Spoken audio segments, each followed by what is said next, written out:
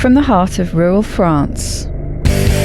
This is the Keto Woman podcast, brought to you by me. Hello Keto Lovelies, I'm Daisy Brackenhall, and I've spent most of my life struggling with my weight and confidence, and have always had a difficult relationship with food. Even when I finally got to my target weight, after weight loss surgery and eating low carb, I couldn't maintain it and I was miserable.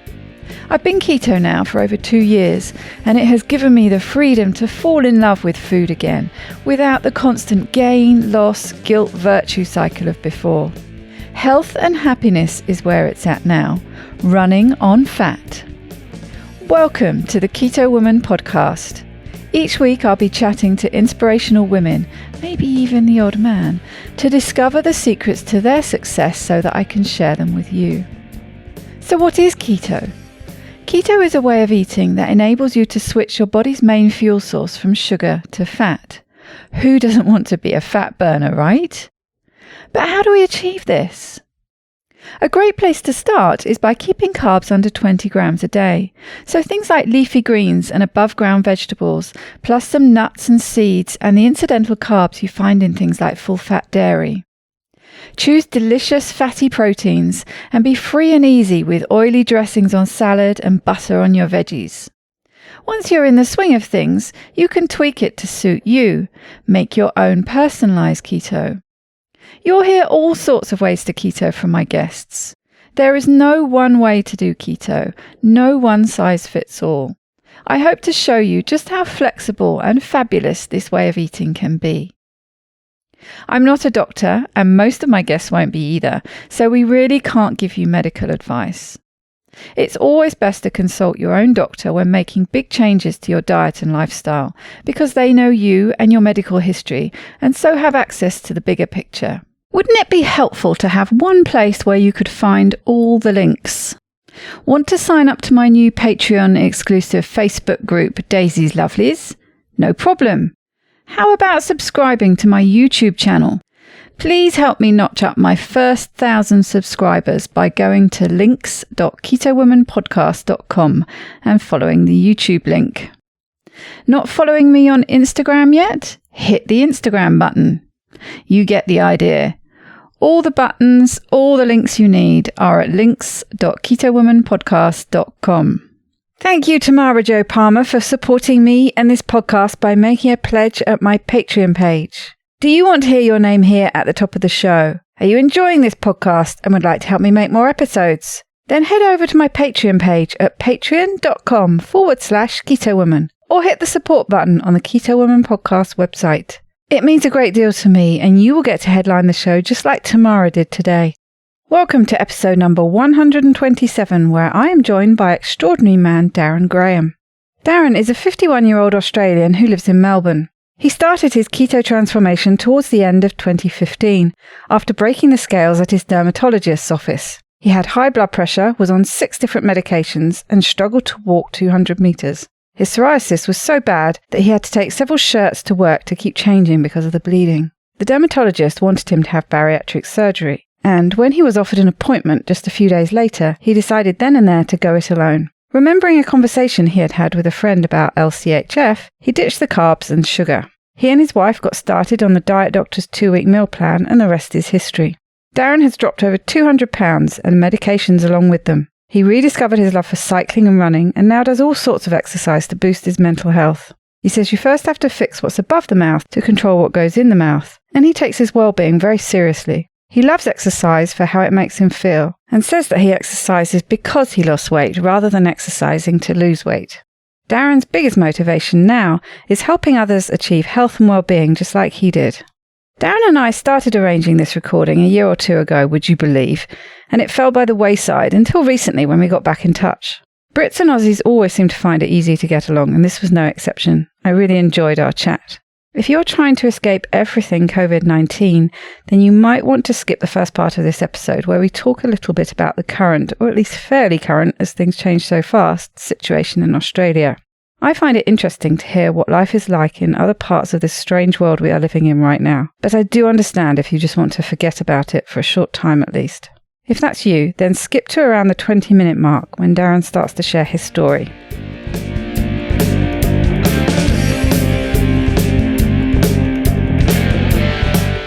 Welcome, Darren, to the Keto Woman podcast. How are you doing today? Very good, thank you. Nice and bright and early, my time in Australia. So, up, ready to go. I was going to say, it's one of those time zone differences. We're almost at opposite sides of the world. I'm well into my evening now, and you're bright and early in the morning. But I don't know, are you one of those Australians, one of these mad Australians that always gets up super early? Well, my partner, my wife, works early, so she's usually up in the early morning anyway. So, and depending on my work schedule, I'm up early. But I've had my first coffee, so I'm raring to go. It does seem to be a bit of an Australian trait. I know my brother worked over in the Gold Coast area for a while doing some filming for a television program he was making. And he said people were just up like insanely early, like 5 o'clock in the morning, jogging along the beachfront and stuff. Gold Coast is good because the weather's great, but right. And at the moment it's okay for us here in Melbourne. But sometimes you're up pretty early because the traffic here is terrible, so you've got to get early and get going. Right. So it's crazy traffic at the moment. Although with today's society and what's happening now, it's eased off a little bit. But it's great. I bet, yeah. What's it like there? Here in France, we're on a pretty strict lockdown with, all sorts of regulations in place and fines if you don't do as you're told. So I did go out briefly to do some shopping the other day for the first time in a week, and it was very, very quiet here. Yeah, it's getting that way now. It's I don't think it's really hit home what's could happen. That's the problem here in Australia. It's at the moment. There's been a lot of conflicting stuff early on, and the government has started to crack down on a lot of things. But we have different states, so our 6 or so different states. Every different state has a different regulation or different things happening. Whereas Italy, the government controls everything, and France, the government controls everything. Yeah. So a bit like the US in that way then. It seems to be such this variation between states. So it's a lot easier with a crisis like this. I don't profess to completely understand how these things work, but it just seems common sense that it should be a national policy. Yeah. So it's, you've got each health minister, they're in a big group together, but then some of them will come out with different things for each state or each state's regulation. And then you've still got them playing our 2 major sports. So our 2 major sports in Australia, rugby league and Australian rules football, are still playing. Wow. So they're still going around, and the soccer is still, so the 3 sports are still going around. The teams are, they're only allowed 100 people in the stadium, 500 because it's an outdoor stadium. So the 2 teams, there's probably about 50 staff and players from each team, and they're in separate locker rooms, but they'll go out and they'll tackle each other and they'll sort of high five each other, and they'll sweat against each other, and then they'll go home, and then they'll go to the shops and stuff like that. So they're look, it's what do you know? I'm not an expert. I don't know that sort of stuff, but 2 days ago, they let 2,500 people off a cruise ship in Sydney that 5 people tested positive. Wow. And they didn't do any tests from getting off the cruise ship. And those people have now flown back to their home countries, and they're flown back to and they're back in society as well. So, we know how dangerous the cruise ships have been in the last 2 months or 3 months. Yeah. And yet they didn't do full checks and quarantine on these people coming off the cruise ship. So, and our local casino here in Victoria is still open. But they've mitigated it by only closing every second gambling machine. That's okay then. Oh, that's great. It's fantastic. You're only a metre, half a metre apart or whatever, like from the next person winning or losing their money. Yeah. So they're a closed venue. So it's just the mixed messages in this health system and crisis from one state to the next, and what's coming out has been the problem. I think the mixed messages is the biggest problem in communication. It seems like Australia is really dragging its heels. I'm not entirely sure when this episode is going to go out, but we're recording my time anyway, Saturday, 21st of March evening. It's early Sunday for you.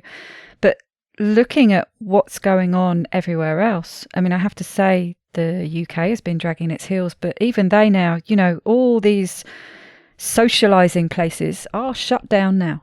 Schools are closed, and although it's strong suggestions, they're really starting to clamp down, and I've been seeing them, to be honest, as dragging their heels. So I'm really quite surprised at how slack Australia's being. What's going on? And my wife works in public transport, and she's still going to work.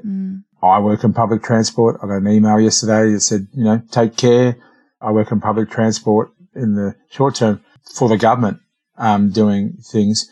And the email came out yesterday saying, yes, work as usual. So that's what I'm saying to you. Like this afternoon, I'll be on a public transport vehicle working for 6 hours, doing data research and that sort of stuff for the government. That's the thing. As you were explaining to me, we're not talking driving the public transport here. No. We're talking about a non-essential form of work on public transport. A non-essential form of work in public transport, collecting data.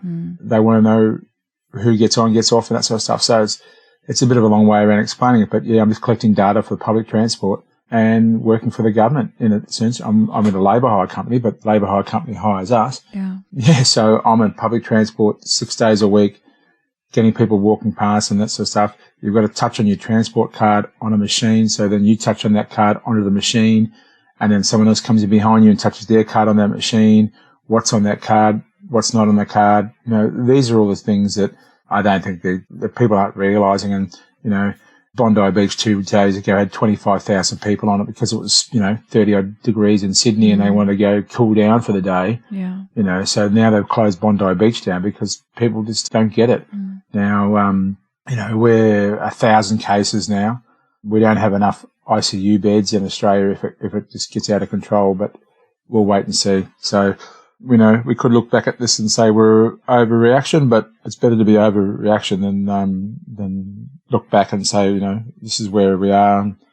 We knew what was coming, and this, we don't want to be in the Italy stage, unfortunately, and where they pick and choose who they help and don't. Absolutely. That's just not the way to be for society itself. Yes, I mean it's a dreadful load to be putting on the individuals, apart from anything else, who shouldn't have to be making decisions like that. It strikes me that these countries that are islands had a fantastic opportunity to get really, really ahead of the game. So I've been quite surprised that countries that had this opportunity haven't taken it, actually, because they really could have got ahead of the game and really well protected themselves. You've got to come into Australia now. You're only allowed to be an Australian citizen or have a visa, not a visa, Australian citizen. But people were coming, and one guy landed at 10 to 9. He beat the thing by 10 minutes, the curfew by 10 minutes. So, but he's a tourist because he wanted to come to Australia. So where does this guy go for 2 weeks? He's got to self-isolate for 2 weeks. Where does he go for 2 weeks? He's a tourist. He should have just stayed at home, and he was proud that he got in by 10 minutes. One of our ministers went to America, had a meeting in America with the politicians over there in the White House and everything stuff, and with I think it was Mr. Dutton, and he came down with it, and then he went to he was in Parliament. He was in the emergency meeting. We had all our heads of state, all of our heads of our state, and our health ministers and everything meet with our Prime Minister and their cabinet in one room with this going on, and one of them was affected. So surely we do what you and I are doing, and we do a video conference call, and you don't even in probably the Royals, they're all not in one room at any one time now, because if one gets it, then the other ones don't want to get it. Yeah. Why would you have your whole head of states and all your ministers and all your cabinet for your, in what we call war footing zone, all in the one room? So if one gets it, the whole decision-making part of your country goes down. It just seems strange that no one is thinking of these sort of logistical issues. But anyway, we'll wait and see see what's going on and move on with society. But the panic buying started in Australia is just crazy, because we had a health minister in one of the states came out and said, get enough supplies for 2 weeks. And yet the federal government said you only need 2 or 3 days worth of stuff. You only need like a 2 weeks or 3 weeks worth of supply of your medicines if you're an asthmatic or whatever like that. So now, that's what I'm saying about the different messages. So that's why everyone went out and panic bought. But they were panic buying, and then you saw stuff on eBay and other stuff and local shopping pages for selling it. So it wasn't so much the panic buy for, the normal people. It was the panic buy to try and sell it and make a quick dollar and stuff like that. Yeah. So, that's where society is. I just don't understand why it's just not more of a sensible message, going out. So like you saying that you need food for a few days at least. The idea is if you're the kind of person that goes shopping every day, you start going ideally, just once a week, for example, because the whole point is reducing exposure. I know it's not possible for everyone for various reasons, but it's just this generally being sensible and trying to limit exposure. But some of this panic buying does seem a bit crazy. Actually, from a keto point of view, they seem to be buying most of the things that I'm not really interested in. I have to say, though, I don't think it's been the same all over France, but certainly in my local shops, it just hasn't been happening. I would say the things that were lowest on the shelves were actually the fresh items, but it's been possible, certainly when I've been out shopping, to get pretty well everything you want or an alternative. We've had people in minibuses. I'm not going to say, take it anywhere other than that, but we've had people in minibuses and they'll go and raid a small country town 2 or 3 hours away. Wow. And they'll go into their supermarkets because they know that a small country town, like so maybe where you are, the shelves are stocked, but you only got, say, 300 or 1,000 people in that country town. And there's a local, independent supermarket there, and he's got enough stock for everybody. So they'll go and raid that town, go in a minibus, and they'll buy everything up, right? And then they'll come back out of that town, and then that leaves the locals all without stuff. So that was happening. Yeah, it's just not the Australian way. So that's where I'll leave that at. And it's just crazy that that's been happening. So they've had to stop that sort of stuff. So that's where the craziness got to. Unfortunately, I think it's one of these things that brings out the worst in some, but it also, you get that counterbalance. It brings out the best in others. Yeah. It's a shame that you get that negative side of things too. The supermarkets are closing an hour. They're closing earlier now. And they've got a 1 hour in the morning for the elderly and the pension cards and that sort of stuff to go shopping. Mm-hmm. They can't put supply on the shelves quick enough for when they go there in the morning to have that hour of elderly power to try and get them to get stuff and that sort of things. Because they're not the ones who are hoarding. They're only on their pensions. They can't afford to buy the week's worth. That's why they go every couple of days to the shops or whatever for the social interaction and that sort of stuff as well. So, I know my mum's isolated, because she's got 2 out of the 3 things, speaking keto ways. She's type 1 diabetic and she went virtually keto about 2 years ago, and I helped her without that sort of stuff. And her type 1 diabetes is a lot better now. It's great. So she doesn't need the rice, the pasta and that sort of stuff as well. But she's got some, some friends bringing some food over to her, leaving at the door and that sort of stuff, or talking through the window.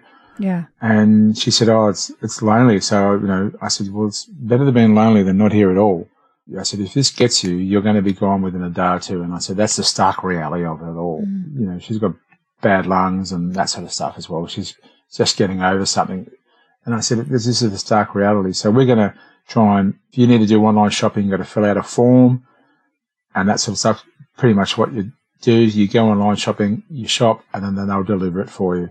They just can't replenish the stocks in the shelves. The transport system got the government authority to go 24 hours. So now they're slowly building back up that way. But it's great. So, but anyway, we'll move on. We'll get into the keto side of it. I think we're getting too much way late, I think. Absolutely. It's just something that's obviously very front and forward in people's minds at the moment. And I do think it's interesting to hear just some personal stories from different places around the world. Yeah. Well, I've got my freezer stocked full of meat anyway, so it's no dramas. And I can fast, so if I do a day here, I can stretch things out back and forward and stuff like that. So as long as I've got my eggs, my cream and some cheese and stuff like that, I can make a chaffle up and do an omelette or whatever like that, So, they're hoarding the rice and the pasta and the cereals and everything like that sort of stuff in the milk. They can keep it. They can keep it. They go for their lives. They go for their lives, that's for sure. Before we go on to hear Darren's story, I need to interrupt for a few moments to tell you about the sponsor of this week's episode, Superfat. Superfat make the most delicious nut butter pouches in a range of flavours. They are sweetened with the lightest of touches, or not at all, and someone has really thought about the layers of flavour in each one. I bet they had fun taste testing them along the way too. But that's not all. They are bringing out a new product line of cookies, or biscuits, as us Brits like to call them, next week.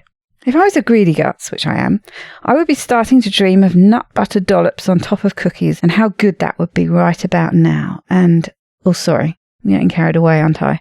I'll be trying them out for myself soon, which I will of course share with you. I can't tell you how hard it has been stopping myself from diving into the sample bags they sent me weeks ago. It is at least partly true that out of sight is out of mind with things that call to you with a song of their deliciousness. That and knowing you have to do a live with said cookies, and how embarrassing it would be if you had eaten them all already. So watch out or listen to this space for super fat cookies, but you can check out the oh so good nut butter pouches for yourself right now at superfat.com and get yourself a tidy little 15% off by using code DAISY at the checkout. Now let's get back to my interview with Darren and find out more about him. Tell me about your story. Tell me, you've hinted at where you are now. Tell me where you were a few years ago and what led you to make such dramatic changes. I think the main catalyst was about September 2015. I was at a friend's wedding in Bali and I was pretty much out of control. Work was terrible. I was being bullied at work from my boss. Wow. And it was someone I'd known for 7 or 8 years, and I'd worked with him for 3 different companies. And, gosh. I thought really, really good. And, but his personal situation changed, which then triggered other stuff. So I was at Bali, and then I had to fly to Thailand. It was Father's Day, September. So I had to fly to Thailand after the wedding with my family. It was in Thailand. And so I flew there and flew on this budget airline to get across there, and, couldn't fit in the seat. And it was just like, I didn't even bother putting the belt on, I don't think, because I knew if the plane in any turbulence, I wouldn't fly out of the seat. I was jammed in that tight. Mm. I was there. I had 80% coverage of psoriasis on my body. So I was in a really, really bad way.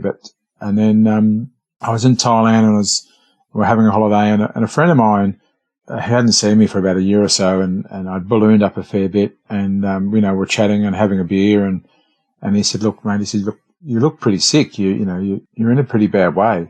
And I said, "Yeah, I know. I just can't get out of this cycle." And then I had a, pretty half an hour chat of where I was work-wise and personal-wise and stuff like that. And then he said, "Have you tried LCHF?" I said, "What's that?" He said, "Low carb, high fat." I said, "No, I thought, here's someone else trying to give me some new diet idea and all the different things that I've tried and done." And yeah.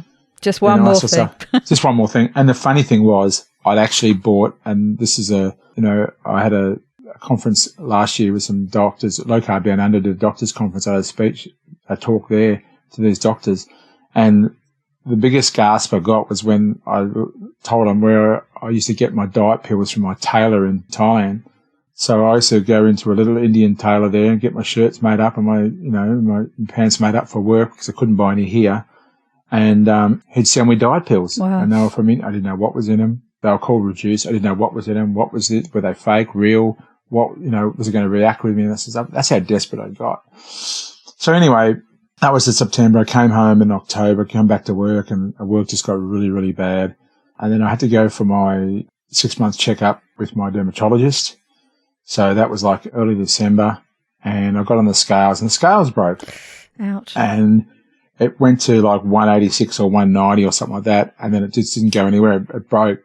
So we recorded it at 190, and I thought, hang on. Because you look at yourself, and it's like probably when you need a haircut. You go and it grows a little bit, and you go and have a haircut, you look at all the hair on the floor and go, God, did I need that haircut? I didn't realise that my hair had grown that much, that's when you realise it. Mm. So a bit of a stark reality there. And that'll be kilograms, just to kilograms. Make a note to our American listeners. I'd have taken the pounds on any day on that sort of stuff. Yeah. So I think that's like, we worked it out, and with a few friends and doctors and that, I reckon I was over 205 kilos, which is like 430. Yeah. That was with the nurse, and she did what they call a party score, and I was 80 plus party score. I had all over my back and legs and everything. I was bleeding and stuff like that. Wow. So I was in a pretty, pretty bad way. I was broken. I call myself broken. So I went into the dermatologist, and he said, your weight's not changing.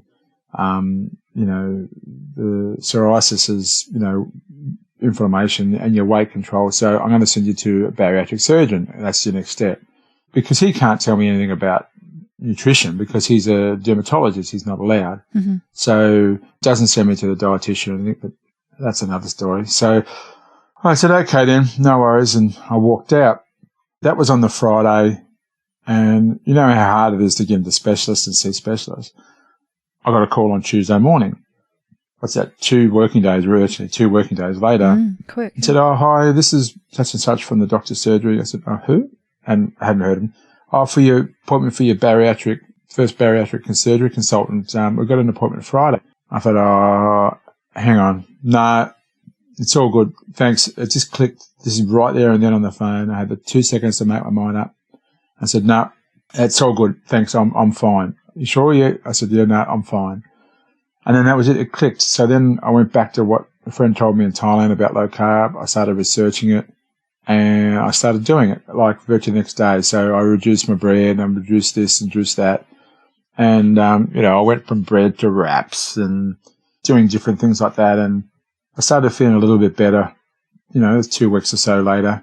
And then Christmas came along and I was pretty good, but work was getting really, really bad. And I was doing like anything between 80, 90 hours a week at work, trying to survive there and then coming home and not sleeping and sleeping in the spare room, wrapping myself in a sheet because I wasn't sleeping properly and I was bleeding and stuff like that. I'd have to walk around the house with a dustpan and brush to, just sweep up things after. So this is how bad I was living. I was on 6 to 7 different medications. I was taking 200 milligrams of tramadol a day just for the pain, just to survive. I couldn't walk 100 meters to 200 meters at the shops without stopping. So worked through Christmas, and then Christmas Day, I started to stop soft drink and this and that, and the next level went, and I read the dietdoctor.com. And I said to my wife, I said, look, we've got to do this. So Christmas Day, we started a 2 weeks dietdoctor.com free trial, free menu plan. We were doing that. And after about the first week or so, I was thinking, well, this is all right. This is pretty good. Like we're eating normally. We're eating good stuff. We just changed what our ingredients are. And I wasn't getting hungry and that sort of stuff and good meals. And then about the 8th of January, probably about a week or so later, my brain fog started to clear. And I had a bad day at work. I was coming home and I was driving home. And I come from the city out to the west side of town, and there's a big bridge there.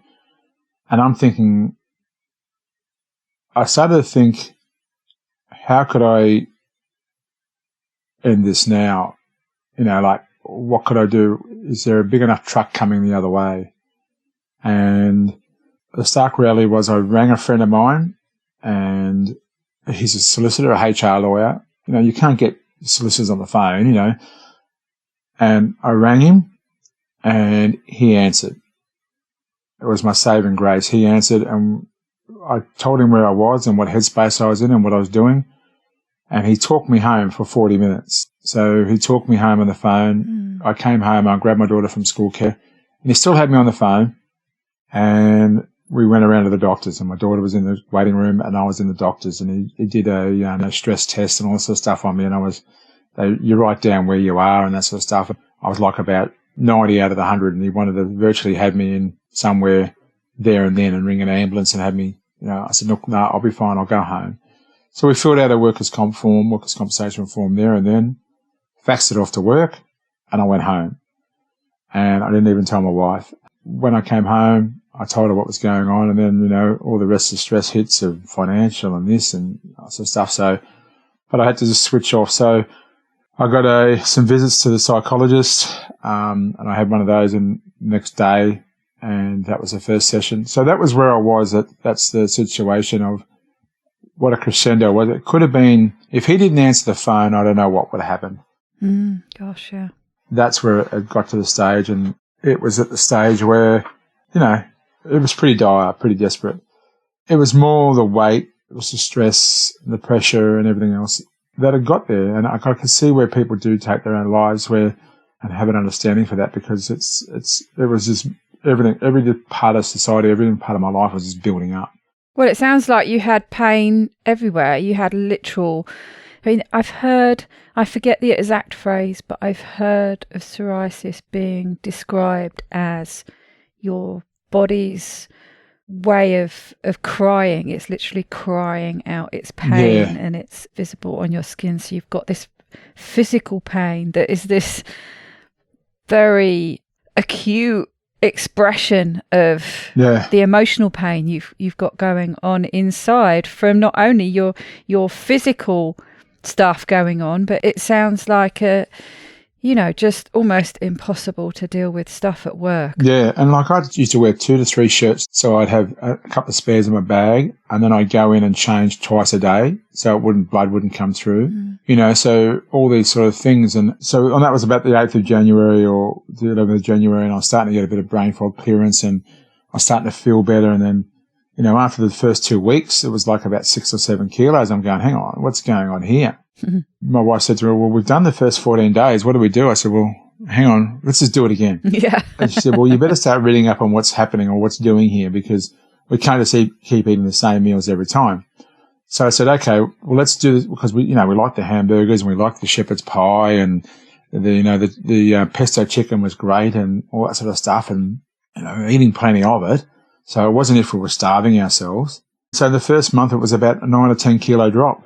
I was still on quite a few medications, and I was on Humira, which is injections, once a fortnight and stuff like that. So, but they weren't taking effect. So once the first month or so happened, I was now on work cover and I was getting paid, and I was stuck at home. So about 3 times a week, I'd go to the local aqua pool, the heated pool, and I'd cover myself up pretty good. And I probably shouldn't have, but I was walking around, in the heated pool, and I was in the sauna and stuff like that. So, here I was, in long sleeve shirt and long sleeve stuff and, tights and stuff like that to make sure that I wasn't doing anything. And I was going out for a few walks here and there and just going up and down the end of the block, but I was at home and trying to not go stir crazy. But I was reading. So I started reading, I saw diet.com, and then I found Ditch the Carbs and Libby Jenkins, and started finding, recipes and saying, oh, how about we try this and how about we do this? So that was going good. And then I had to go to, to some meetings and I was going to the psychologist. They were starting to help me as well. I was fixing more than the physical side. I was fixing the mental side as well. So so that was great. So, January, February and March come along, and I'm adjusting into this different stuff, and I'm losing weight, and another 10 kilos here and another 5 kilos here. And at the end of the week, it's, sometimes it's 3 kilos. Started feeling better, and the psoriasis started clearing up and getting better and getting better and better. And then wasn't feeling as much pain. So I wasn't on any medications, and I stopped my painkillers. And so gradually over that time, so with the next 3 to 4 months, I was probably down to the Humira injections, and I stopped the methotrexate. I stopped the cilazopirin, which is the chemotherapy drugs that they give you for, arthritis and other stuff. And I stopped the Mobic, the anti-inflammatories and stuff. And my blood pressure medication, I came off that. So slowly I was coming off all these medications, and I was still feeling great, still feeling better. And it was fantastic. I couldn't believe it, what was going on. And more I was reading into it, I was getting really, really strict and stricter and stricter and stricter. And then I was virtually from low carb. I think I counted. I did, like some of these apps, and I counted things here and there because I saw, you need to stay this, you need to stay that. I think I counted for the first couple of months, then realised where I was, where I needed to be. Didn't need to count anymore, because if what I ate felt good, if what I ate made me feel bad, then I wouldn't eat it. It's a good way, actually. It's once you get a good idea of really just what carb content is in this and that, and you find about the right level for you, actually tuning in, like you say, tuning out of just a numbers game. Yep. And tuning really into how your body's feeling and how you're reacting to different foods, how it makes you feel, all the rest of it is a really good gauge to get used to, isn't it? And a lot of things I say to people, I said, if I wanted to count things, I'd still be an accountant. Mm-hmm. I did 6 months of university as an accountancy, and then said, no, it wasn't for me. So if I wanted to count things left, right and centre, I'd still be an accountant. And not saying it's not good for people. Some people, and look, I help a lot of people out, and some people need that accountability and need that thing as well. Absolutely. So every tool that you can use for your lifestyle, for counting, not counting, restricted time eating, everything is for everybody. You just need to pick out what you want to do and what works for you. Like if you are an accountant and you're analytically minded, you might need to know that every gram, this, that, every day. And if that keeps you on track, go for it. Fantastic. That's what it needs to be. I had someone recently, a guy that I know, he started counting his calories, what his intake in calories was. And he goes, I know that's not what you think. I said, look, you know what? I said, I think that's fantastic. And he said, what? I said, I think that's fantastic. I said, because 2 months ago, you weren't tracking or taking control of anything in your lifestyle. Now you've made the decision to take control of something in your lifestyle. Whether it's counting calories or not for him, and it's going to work for him or not, it doesn't really matter because he's taking a different step to count or record or be accountable for something in his lifestyle that he hasn't done, all his life. Yeah, good point. So to me, I turned it around as a positive for him. And I know the calories in, calories out, it's not going to work for him or whatever like that, but he's taking control of something. And that's his first big step. And that's a fantastic step for him, And so I just reinforced it and said, that's fantastic. You're looking healthier and happier than I've seen you in years. You're doing a great job. Keep it up, that sort of stuff. Because eventually he'll come to the realization of doing something else, but at least he'll be in a form of tracking or a form of recording or a form of looking after himself and accountability for himself. And that's the first step, so that's where it is. So we need, sometimes I see people on Facebook or social media. It's got to be one way or the other. It doesn't have to be. No, definitely not. We've just got to be, open-minded. And if I wasn't open-minded, or if millions of people who do keto or carnivore or low carb weren't open-minded, none of us would be here. So you've got to have people, some people like set in their ways for so long. You've got to be open-minded to help them along.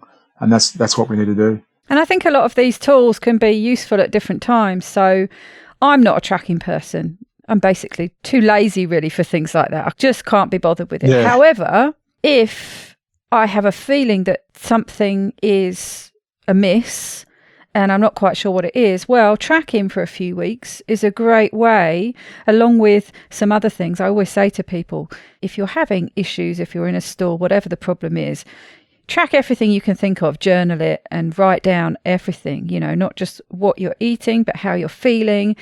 Just get into the habit of doing that for a few weeks, because it just gives you some data to have a look at. Yeah. And then move on, make some changes, and then carry on again without your tracking. So sometimes I think these things can just be useful for brief periods of time to help with a fix and a tweak that you might need to make. That's right. And that's the thing too. It's amazing how I had a gentleman, he's lost, 55 kilos.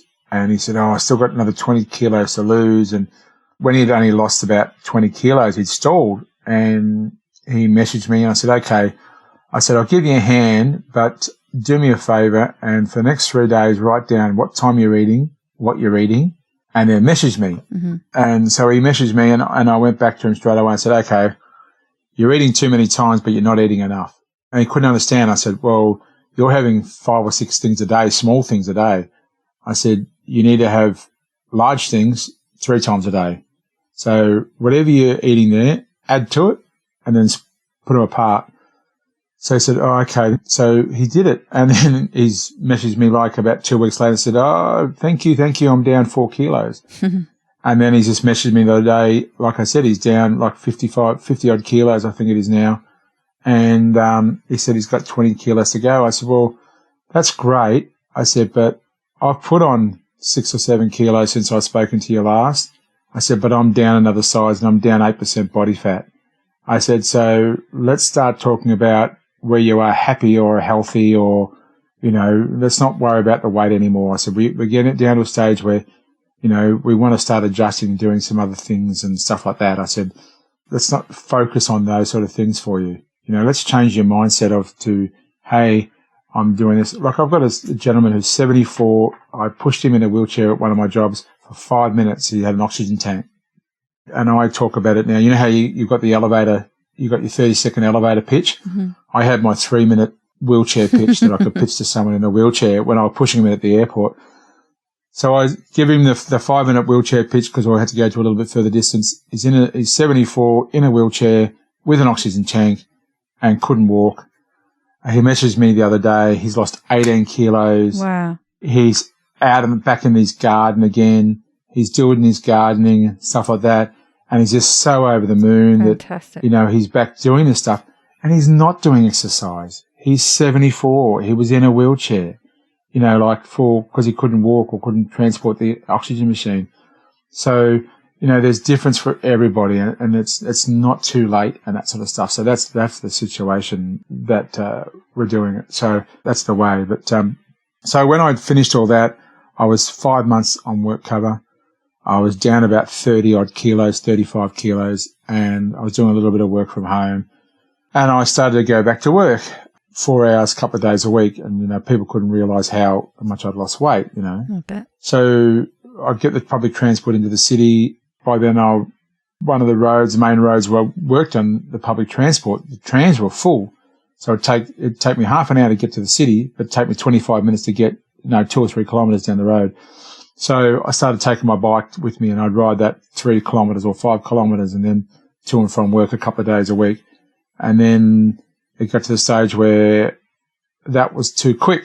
So it would take me 25 minutes, and then it started taking me, by the time it was 17 minutes. So I started getting off the train station before, and then now that was a 7 kilometre ride back and forward. And then it was, that was too easy. So then I thought, well, what do I do? A couple of stations before. So I'd go the train earlier and get a couple of stations before. And then I was riding 12 kilometres each way. And then I started going for a run at lunchtime around the park at the back, or a walk around the park at the back, because I was doing a bit of intermittent fasting and I didn't want to sit there while everyone's having their meals. Mm-hmm. So I'd go for a walk. So then I'd walk in 5Ks around the back. So then I started thinking, well, what if I go back to getting to the smaller train, the earlier thing, and then, because it was coming to winter and the riding was pretty hard, I'd run. So when I started doing the 3Ks riding, I was now doing the 3Ks running. And then I'd go back to the other station. I'd do the 5Ks running and the 7Ks. And then I'd do the 12K running to work or running home. So that was where it was. And then I thought, oh, hang on. What if I actually rode from home? Then I went riding from home. So that was 34 kilometres each way. It was an hour and a half each way. So I was doing that. So that was where it was. And I got back on my bike, because I used to be a Northern Territory road champion and track champion in cycling when I was a kid. And I loved it. Our family's always been into cycling and that sort of stuff. And we've had family members been cycling. And so I was back cycling, and then I found a weekend guys in my local area, found a Facebook page that they go for rides. So then on a Sunday, I was doing 70 and 80 kilometre rides with people. And so these are all the things that were happening and grow. And it was the mindset. It was the fixing above the mouth to control what goes in the mouth. And I wasn't drinking anymore. I had no craving for alcohol anymore. I was fixing the social aspect of it. The friend situation was getting a bit better, but it was getting worse. I wasn't going to the football and drinking with them. So, I've been told that I'm not fun anymore because I don't drink.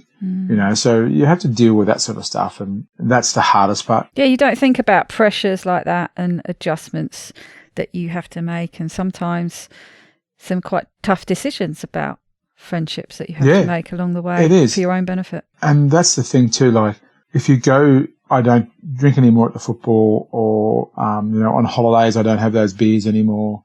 You go to a party and it's, your auntie's favourite dish that she used to make, or your grandmother's favourite dish that you make. You don't eating that anymore.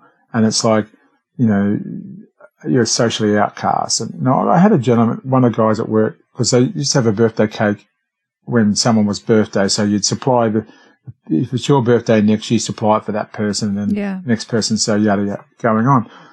So at 2 o'clock in the afternoon or 3 o'clock in the afternoon, probably once a week or once every 2 weeks, I'd have all the spread of cake or donuts or whatever like that. And then I wasn't eating it. And one of the guys goes, oh, come on, don't be antisocial, have a piece of cake. And I said, well, there's two things to that. I said, did you have lunch 2 hours ago? Yes. I said, well, so did I. And I said, no, I'm still full from my lunch. I said, I don't really want to eat. I said, and the last couple of weeks, I said, you had Ramadan and you didn't eat at lunch, or you didn't eat with us during the day. I said, I didn't walk up to you with my hamburger and tell you not to be antisocial. And why aren't you eating at lunch with us? I said, I respected your beliefs. I said, I respected your situation. I said, I'd ask you to respect mine.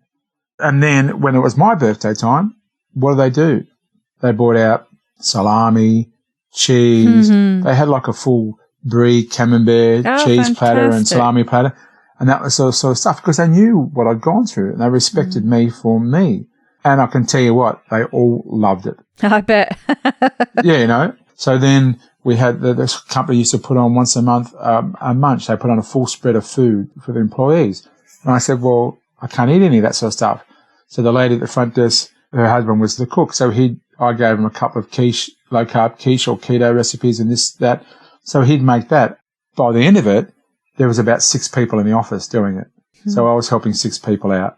So then that portion of the thing got bigger and we'd have to go in early to get a plate and get our food first because that was the first thing was going.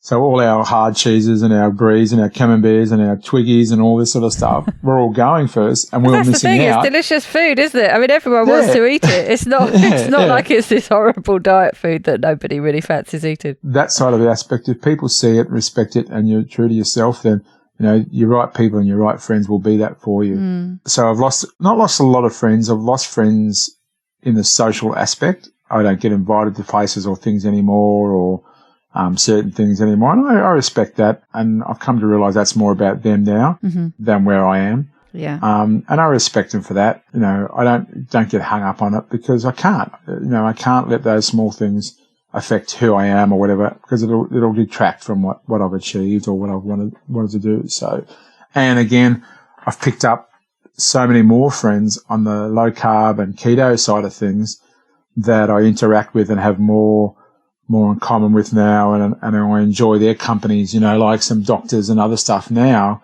that you fall in and out of with friends or social gatherings along your life and your lifespan. So it's just the way it is. So. So that was the first year and I was running back and forward at work and I did a run about 5Ks or something around.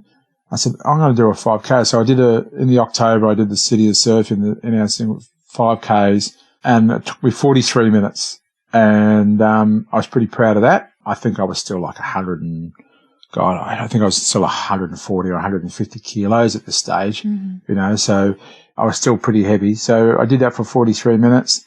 I thought, okay, that was great. So that was in the October and I was getting better and better and it was been a year and everything. I said, how about I do a half marathon?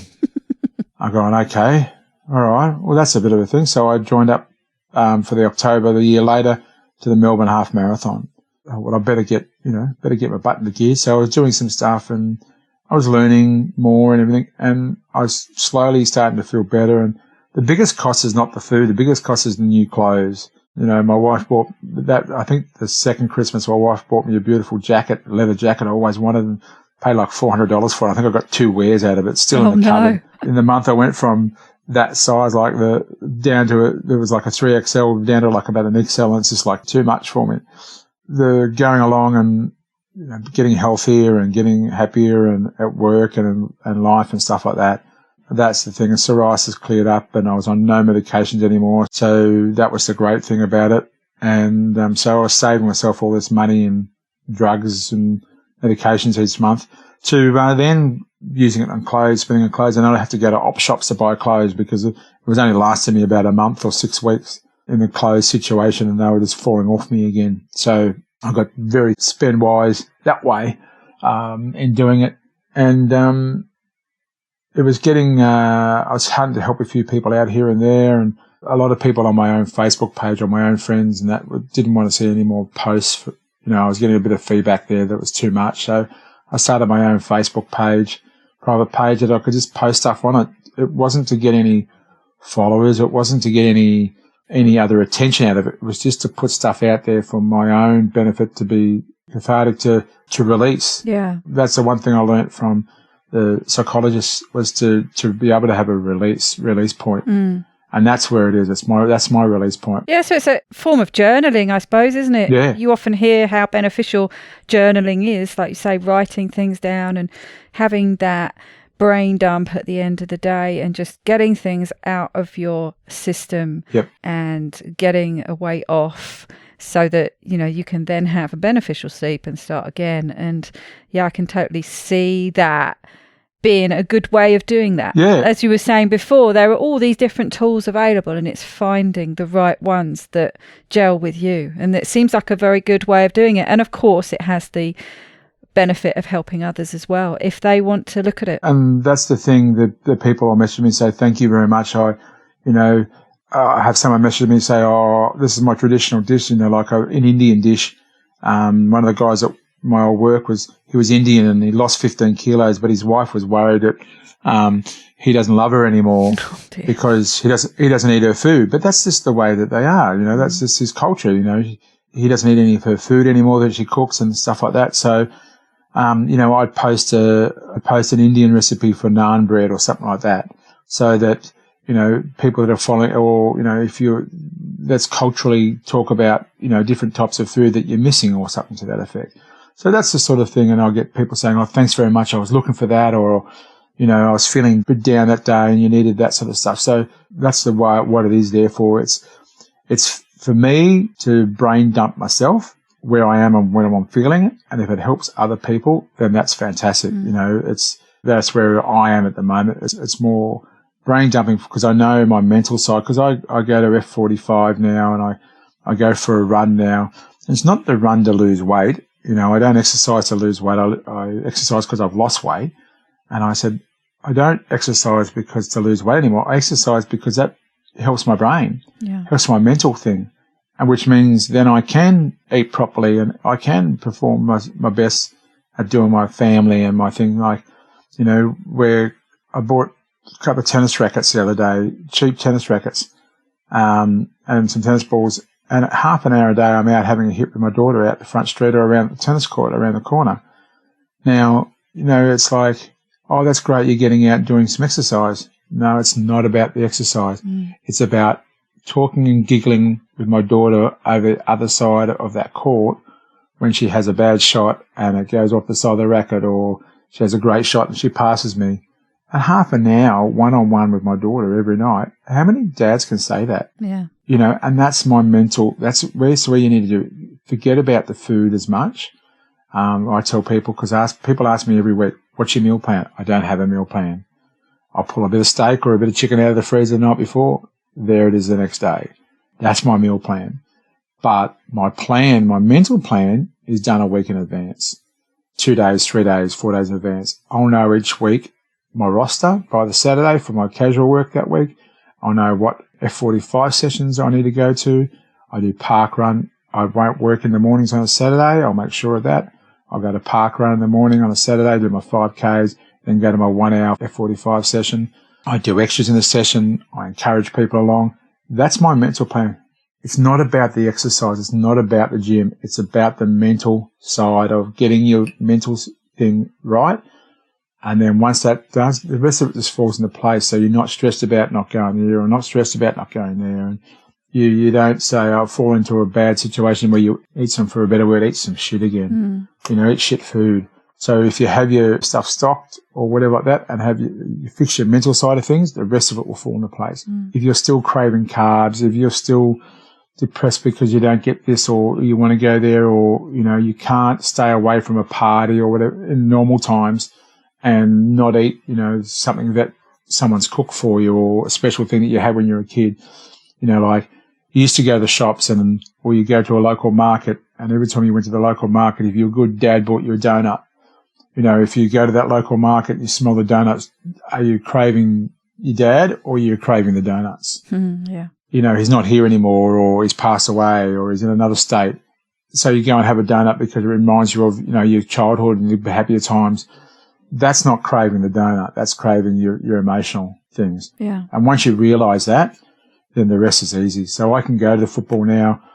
I'll take my own food, a hot dog wrapped up in, fathead pizza dough and stuff like that. So I'm still eating something in the football. So I'll still have that sort of situation. I'll take cheese and cabana with me, and I'll have my bag and I'll take it out. I'll take my own drink, our own soda water or whatever like that to the thing. And I won't have a drink there. But I'm comfortable with the fact that I don't drink at the football anymore or don't drink at a social gathering anymore. I'm in a good space for it. If you can't do that, you need to work out why you can't do that.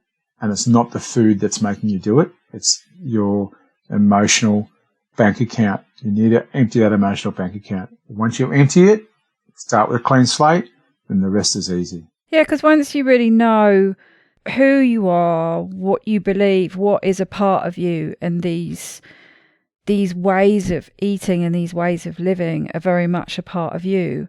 Yep. Well, it would be like asking you to go and do something with your hand tied behind your back or something. You wouldn't expect someone to do that, and you wouldn't expect it of other people. So I think once it becomes really part of your identity, and I can remember someone saying, the vegetarians and vegans out there, we can learn something from them because they're very much, this is part of our identity. This is how we eat, end of.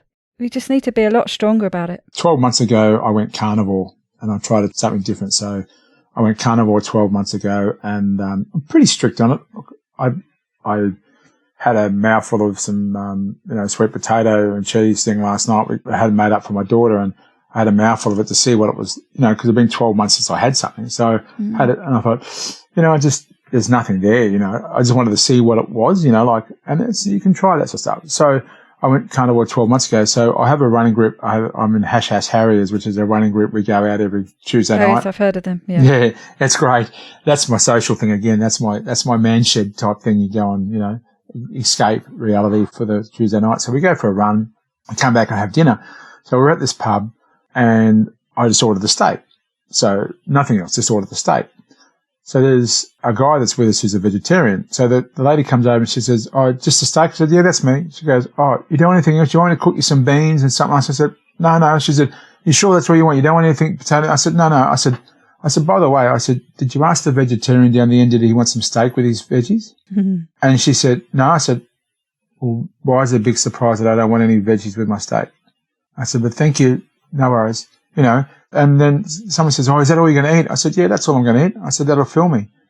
I said, "You sure?" I said, "Yeah." I said, "Because," I said, "what you're eating now," I said, "you're going to go home and I bet you have something to eat when you go home later on tonight before you go to bed, or you wake up and have breakfast and you'll be hungry and, that sort of stuff as well." So, yeah, I think it's just shifting people's mindset. But, you've got a friend of mine had a heart attack the other day and I've been talking to him about it for so long and he's had a heart attack, had a scare. So I'm going over next week to help him out with his food and that sort of stuff as well. But, he loves his wine and this sort of stuff and his social aspect and his work. And I said, well, we need to fix, he thinks I'm going over to help him with his food, but I'm actually going over to help him with his mindset. When you go to work and you go to a business lunch, are you going to be okay to order this and be asked why are you ordering that and not have the wine and not have this and not have that? I said, that's where you need to be before we start this. And if we can do that, I said, it's no good doing it at home and then you go to work and do something else. Mm. That's the thing. So you need to, all our choices are who we are, not who somebody else is or what somebody else thinks about us. And once we hit that mindset, the rest is easy. I just keep emphasizing it. You need to fix yourself first. And once you fix yourself and happy with who you are and everything else, the rest of it just comes naturally and easy. I'm happy for someone to say, ask me about the food I eat or don't eat and why am I this socially way and that sort of stuff way. I have no problem at all. I have no issue at all in any way, shape or form. And that's who I am comfortably. And it's taken me, one of my 51 now, it's taken me about 49 years to 50 years to get there.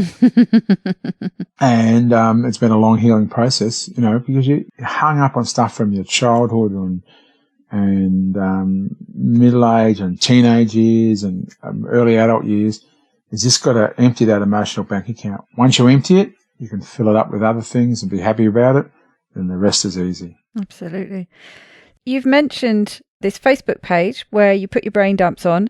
We'll put some links in the show notes, but where can people find it if they'd like to come and follow you? Lovin, Lovin, LCHF. So that was my early days. I was loving the LCHF. And my Twitter is Run and Ride on Bacon. I've got a bacon tattoo on the back of my calf, left calf, and it says powered by fat. So every time I do my half marathons and do my marathons and my rides and at work or whatever like that, people ask me and I've had people stop me and take photos of it. And at F45, they all know that I'm carnivore and I don't eat any plant materials and that sort of stuff. And I'm 51 and last week we had 27 stations, 2 laps, which is, the 54 stations.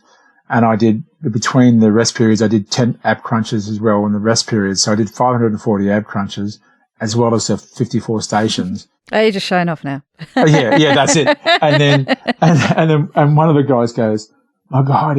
One girl walked past. She said, "You put me to shame." And I said, and she goes, "You're twice my age." I said, "No, you just put me to shame." I said, "Well, yeah, probably I am twice your age." And then one of the guys goes, he said, "I can't believe what." He said, "What are you on?" I said, "I'm on steak, buddy. I'm on steak."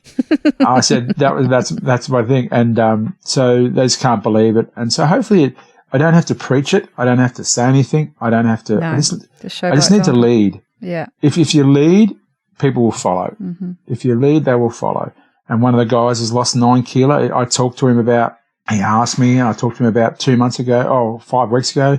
And that 5 weeks, he's lost 9 kilos. Now, the guy was 85, 87 kilos. Mm. He didn't need to lose a lot of money, but he's lost it, and he's loving it. He said, I can't believe it's just so easy, so that's the thing. I think sometimes people are just too afraid to try, or everything that they've tried beforehand, Weight Watchers or meals at home and all that sort of stuff. It's all too hard. It's all complicated.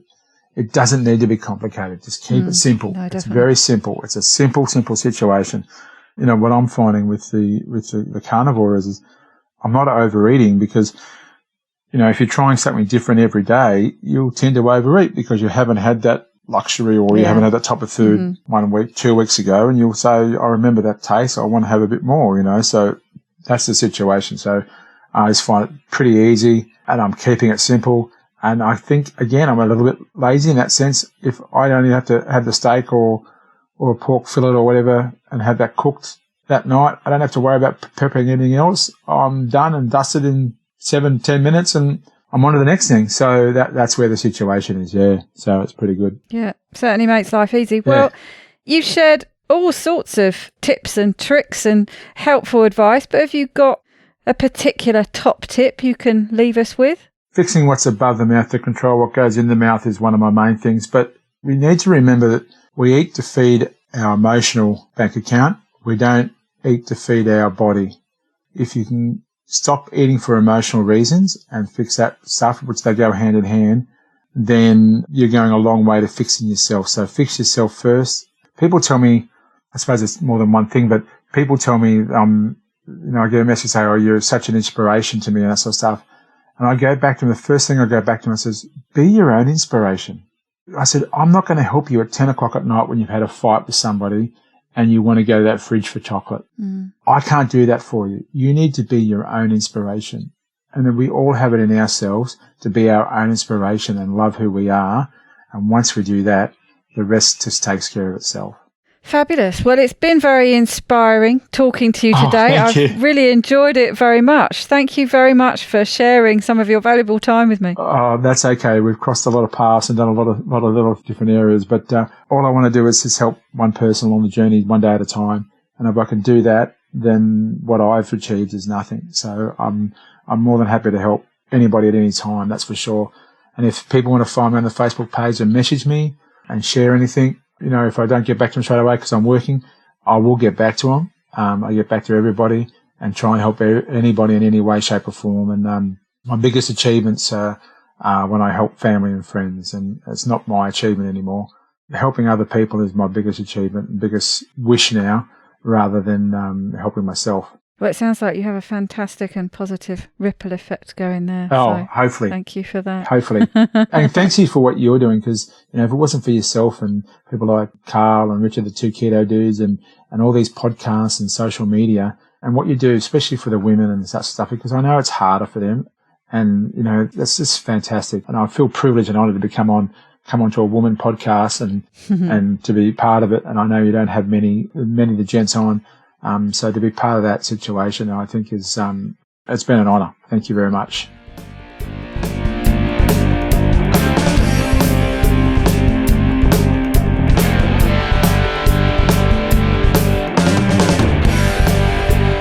To get the resources and links from this show, please go to ketowomanpodcast.com/episodes. Please share this podcast with as many people as possible by sharing one of my links or just taking a screenshot of an episode that you enjoyed. Reviews really help raise the profile of the podcast, which gets it in front of more people, but also helps me attract a wide variety of guests. So please take a minute to leave a review on whichever podcast app or platform you like to listen on. It doesn't go unnoticed by me, the people who regularly like, share and comment on my posts. Your support really does mean the world to me. Thank you.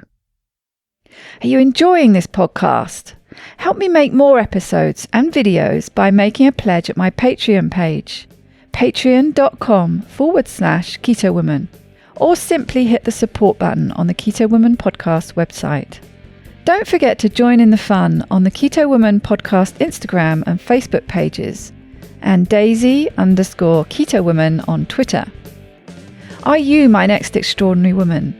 Maybe you've got an idea for a show, a topic you would like to hear about. Let me know how I can tickle your earbuds by dropping me a line at daisy@ketowomanpodcast.com. This week's end quote is from Lewis Carroll's Alice's Adventures in Wonderland. It's no use going back to yesterday because I was a different person then. Bye bye, Keto Lovelies.